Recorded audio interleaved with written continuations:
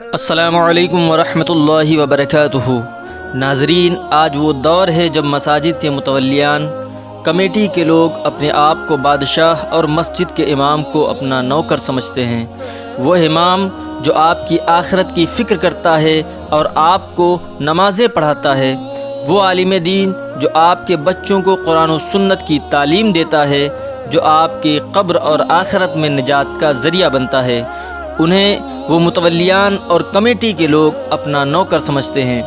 ایسی ہی ایک کمیٹی نے ایک اشتہار چھپوایا اور اس میں تقریباً 20 شرائط ایسے رکھے ایک شخص کے امام بننے کے لیے جو کافی دشوار تھیں۔ پھر ایک طالب علم نے فون لگا کر جو اس کی خبر لی، ناظرین، اس کی اس آئیڈیو کو سن کر دل خوش ہو گیا۔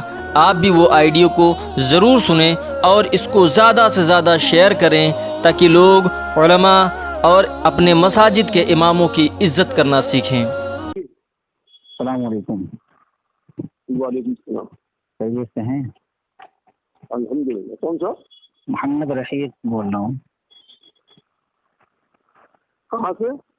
سیتا پور سے بول رہا ہوں۔ یہ ایک شرائط نامہ آیا ہوا تھا اچھا تقرری کے تعلق سے، جی جی۔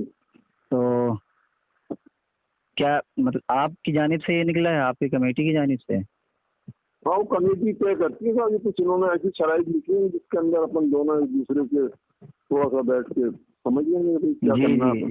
جی جی بالکل ٹھیک ہے۔ تو اگر کوئی آنا چاہے تو اس کے لیے یہ شرائط ضروری ہے نا؟ جی ہاں، وہ تو بھائی ایک دوسرے کو سمجھانے سمجھنے کی بھی ہم نے لکھ کے دے دی نا اس کو کہ بھائی آپ اور ہم ایک دوسرے کو سمجھنے جاننے پھر دیکھ لیں گے کہ مطلب آپ اس سے کلی طور پر متفق ہیں؟ یہ جو شرائط وغیرہ ہیں اس سے بالکل متفق ہیں آپ؟ ایگری کرتے ہیں آپ؟ بالکل انشاءاللہ۔ اگر کوئی آنا چاہے تو اس کے لیے یہ شرائط ضروری ہے نا؟ جی ہاں۔ تو اتنے ہائی فائی جو آپ نے شرائط لگائے ہیں تو اس کے حساب سے تنخواہ بھی تو آپ کو رکھنی چاہیے۔ جی تنخواہ کتنی دینا چاہ رہے ہیں آپ؟ جی اس میں تنخواہ کا لکھا ہوا ہے منصب امامت کے لیے آپ نے 10,000 تنخواہ رکھی ہے، جی ہاں، 10,000 رکھی جی۔ اور آپ نے اتنی قیودات لگائی ہیں کہ اگر کسی مدرسے میں پڑھانا چاہے، کسی مکتب میں پڑھانا چاہے، کسی جامعات میں پڑھانا چاہے تو اس کو اجازت نہیں ہے۔ جی ہوتا ہے، ڈسٹرب ہو جاتا ہے آدمی، مدرسے میں بھی جاتا ہے۔ کیسے ڈسٹرب ہو جاتا ہے؟ آپ لوگ آج کل امت کیوں پریشان ہے؟ علماء کیوں اس دنیا سے اٹھ رہے ہیں کہ آپ جیسے لوگوں نے امام کو غلام سمجھ لیا ہے؟ جی انتہائی شرم کی بات ہے۔ آپ یہ بتائیے کہ وضو کے فرائض آپ کو یاد ہیں؟ بتائیے حاجی صاحب، میں آپ سے یہ جاننا چاہ رہا ہوں کہ آپ وضو کے فرائض جانتے ہیں؟ جی ہاں فرمائیں کیا ہے؟ دیکھیے ایسا ہے، میں تو جاہل ہوں اور آپ ہیں عالم۔ نہیں، اگر آپ جاہل ہیں تو پھر آپ اس طرح کے شرائط امام کے لیے، ایک وضو جو سب سے اہم چیز ہے اس کے فرائض آپ کو نہیں معلوم، اور آپ اپنے امام کو بالکل ایسا چاہ رہے ہیں جیسے صحابی ہو وہ۔ آپ کو ایک وضو کے فرائض نہیں معلوم اور آپ بات کر رہے ہیں ایسے امام کی، آپ جیسے مقتدی کا امام ایسا ہو؟ ارے شرم آنی چاہیے ایسے لوگوں کو۔ آپ صدر ہیں کمیٹی کے؟ نہیں، میں صدر نہیں ہوں، میں تو خالی ممبر ہوں۔ آپ خالی ممبر ہیں تو آپ اپنی بات رکھ نہیں سکتے وہاں پہ؟ کیسے آپ ان شرائط پہ متفق ہو گئے یہ بتائیے؟ تو یہ قرض کرو آپ سے، آپ تو بولتی ہے نہیں، آپ کو لگا کہ یہ شرائط صحیح ہے اور پھر اتنے شرائط کے ساتھ 10,000 روپیے صحیح ہے؟ ہو سکتا غلط ہو سر، ہو سکتا ہے نہیں بھائی، آپ خود اپنی عقل سے سوچو۔ جو بندہ اتنی قیودات کے ساتھ رہے، جو بندہ صرف آپ کی مسجد میں قید رہے، وہ بندہ باہر نکل کے کسی مکتب میں پڑھا نہیں سکتا، اس کے لیے صرف 10,000 روپے آپ دو گے اس دور کے اندر؟ یا تو اس کو اجازت دو کہیں اور پڑھانے کی، کہیں اور جانے کی، کہیں اور کام کرنے کی، نہ ہی وہ کسی تنظیم کا حصہ ہو سکتا ہے، نہ ہی وہ کسی طرح کی کوئی تقریر کر سکتا ہے، نہ ہی اپنا عقیدہ بیان کر سکتا ہے، تو پھر آپ لوگ کیا کہو گے؟ اجی مولوی صاحب بات سنیے آپ جی، یہ تو جب سامنے بیٹھ کے آدمی کہہ سکتا ہے نا، جیسے آپ مجھ سے کہہ رہے ہیں آپ نے برابر لکھ دیا ہے۔ دیکھیے میں اس چیز کو ریکارڈ کر رہا ہوں، آپ کا نمبر بھی ساتھ ساتھ ہے، وائرل ہو رہا ہے آپ کا نمبر اس خط کے ساتھ، اس تحریر کے ساتھ آپ کا نمبر وائرل ہو رہا ہے، اور اگر علماء کے درمیان آپ کا نمبر پہنچا، آپ کی باتیں پہنچی، تو کیا تاثر لیں گے وہ آپ سے؟ آپ ہی جیسے لوگوں نے تو بدنام کر رکھا ہے مسلمانوں کو۔ आखिर कहाँ पहुंच गई उम्मत, सोचो इस बात को। आजकल जाहिल लोग उलमा को समझा रहे हैं, बताओ। आप जैसे मुतवल्लियान ऐसे हाकिम बने बैठे हुए हैं कि जैसे इमाम को खरीद लिया हो। भाई आप इमाम चाहते हो गुलाम चाहते हो, ये बताओ। आप बोले जाइए आप। अरे आपको और क्या कहना शर्म, चाहते हैं आप? आपको शर्म ही नहीं आ रही तो फिर बोलना ही बेकार है। आपको एहसास ही नहीं हो रहा कि आपने गलत किया है।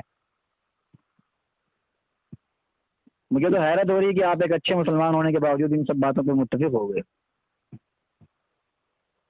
जब तो आपके सामने जबान नहीं खोलेंगे कि आप बोल रहे हो तो खामोश। इसीलिए तो मैं कह रहा हूँ कि आपको अगर एहसास है तो फिर आपको मुत्तफिक नहीं होना चाहिए था इन बातों से। आपको कहना चाहिए कि भाई अगर आप अपने इतने शराइत के साथ इमाम रख रहे हो तो कम से कम उसको तनख्वाह भी ऐसी दो कि उसे बाहर की जरूरत ही ना पड़े कहीं जाने की। आपको इस तरह की बातों का ख्याल रखना चाहिए ना, इमामों के भी बच्चे होते हैं। मुझे कोई इमामत का शौक नहीं है, मैं तो अभी तालीमी सिलसिला अपना शुरू किया हुआ है, लेकिन मैं ये देखना चाह रहा था कि भाई आप ये जो कर रहे हैं ये कुल्ली तौर पे मुत्तफिक हैं या फिर सिर्फ फेक नंबर आपका चलाया जा रहा है। इसीलिए सबसे पहले मैंने आपसे ये मालूम किया था कि आप इससे मुत्तफिक हैं। आपने कहा जी।